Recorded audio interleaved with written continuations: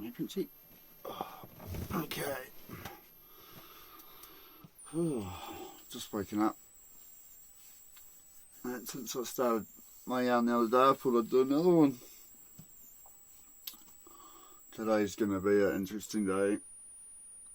I have to call the Coast Guard to get us towed into the marina. We've had a fuel problem. But anyway, that's going to be a different story. But today's story is about my first bluefin trip. I wasn't 14. I wasn't 15 yet, so it's my first year fishing. My first trip with Carl. Yeah, so there's two skippers on the Daniel Sondler. So there was Carl Fry and Tom Mayo. Tom was well, you notice I swear and I'm excited about things, and that's because of Tom. Carl was completely different skipper. So on Tom's trips I was allowed beers. Because if you fucking work like a man, you deserve a beer like a man. Carl's trips, no beer. You know, the funny thing is back then I was too tired to even drink beer. But anyway, it was the first season, and Louis, if everyone, so Louis is this Fijian guy on deck, and his nickname was called the Major. The Major was the reason I became the person I was on deck, really. He trained me up. He didn't train me, he just, fire boom, hurry up, fire boom, boom, boom. The first trip I ever did with on the Daniel too was Tom's trip. I went on and I was 80 kg and I was only 14 and a half.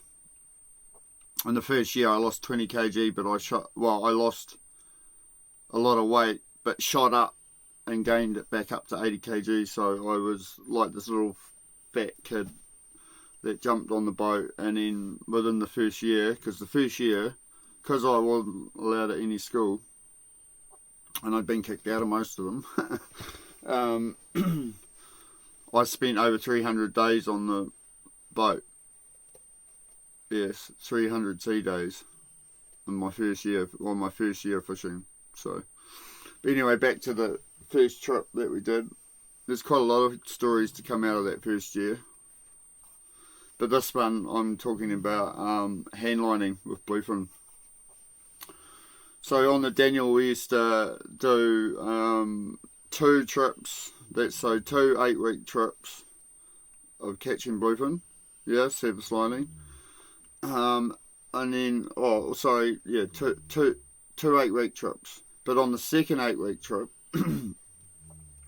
on the last 2 weeks of the trip, we would, or 3 to 2 weeks, I can't remember, but we would do handlining for bluefin. And I'm telling you now, that shit's fucking awesome. It's so fucking cool. If you ever get a chance to go bluefining and you handline for them, not fucking with your little gay rods, because to me that ain't fucking fishing. Even though I do it now, it actually bores the shit out of me fishing. It really bores the shit out of me. The problem is that we've, when you've spent 10 years fucking catching bluefin and sorties and marcos and, big fucking things, little hand rod fishing bores the shit out of you. I think that's why I like to jump in the water and go spearfishing, and which my spear gun gets here soon. You boy! From my little brother. Listen, you just come here. You just right here. Okay. So, my first trip, my first bluefin season,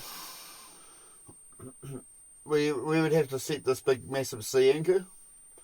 And then you guys know about, like, you have your little boat or your kayaks and you have like a sea anchor so it holds you in the tide. Well, my job was just to help Louis. So, even though I couldn't do anything,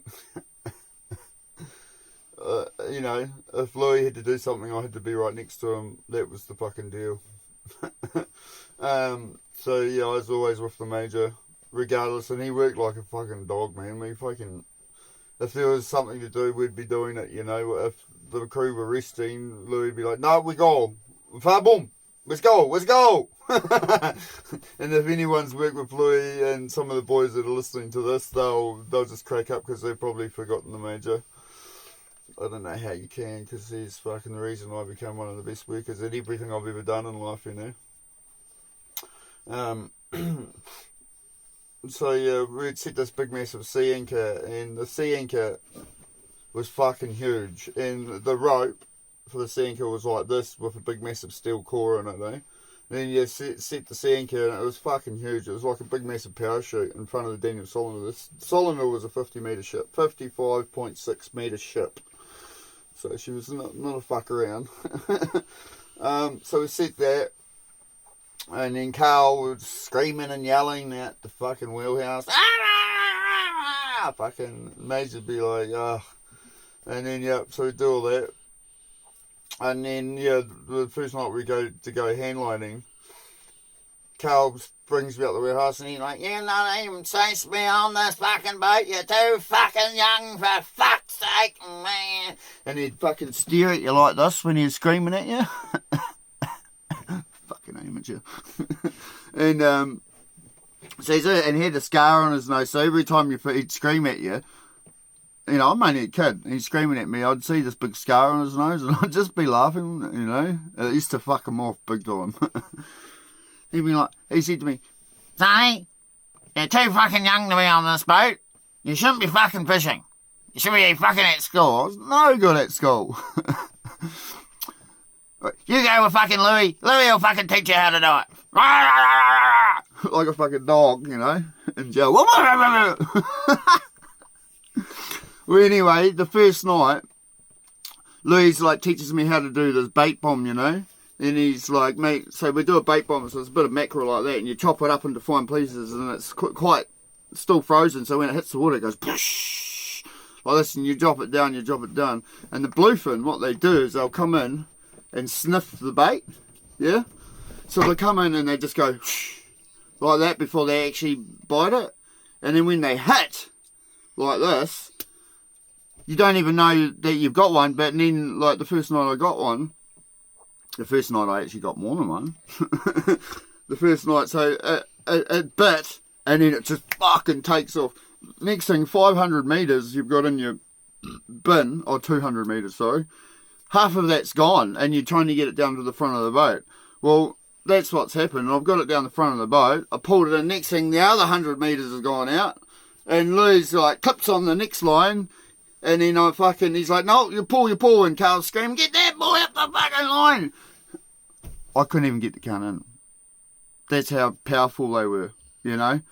And then he's like, you fucking got your first fish. Blah, blah, blah. Well, that night, I got fucking 7, didn't I? 7 bluefin.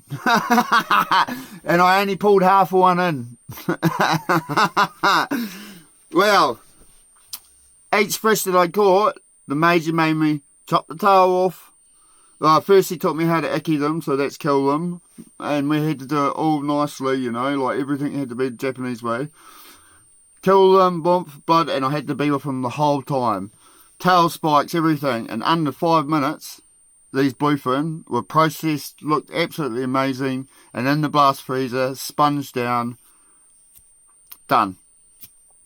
So, yeah, like, there's so many of those yarns, and, you know, I become one of the top bluefin processors on the boat, all because of the Major, you know. After my sabbatical, he was so fucking happy when I came back. And then I played dumb too. Hey Major, I played dumb, so the whole crew didn't really know, but the boys, you know, knew that I was up for it. But yeah. Man, I just, for some reason, woke up, even though I've got a shit day at Tappin, I just woke up thinking of Bluey and all the things that he taught me and all that stuff we experienced. But anyway, that's my 10-minute. Till next time, motherfuckers. I'm so happy about that. But yeah, I love bluefining. I miss it to the meanest. But yeah,